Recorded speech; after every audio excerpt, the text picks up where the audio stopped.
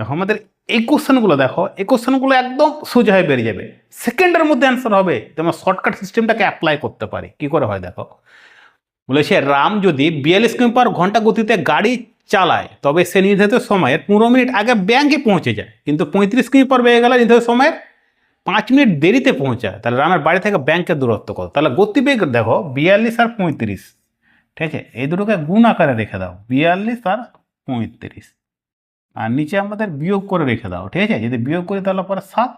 আর টাইমটা দেখো, টাইমটা বলেছে 15 মিনিট আগে আর 5 মিনিট দেরি, দুটোকে যোগ করে দাও, যোগ করলে কত হয়? 20। এটা মিনিট রয়েছে আর এগুলো সব কিমি/ঘন্টায় রয়েছে, তাই জন্য এটাকে আমরা ঘন্টা করে দেবো। এটাকে ছোট করলে আমাদের 1/3 হয়ে যায়, ডিরেক্ট 1/3 লিখবা, ঠিক আছে।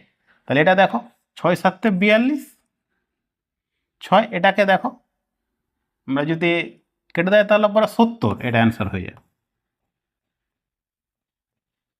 বাড়ি থেকে ব্যাংকের দূরত্ব হচ্ছে 70 কিমি।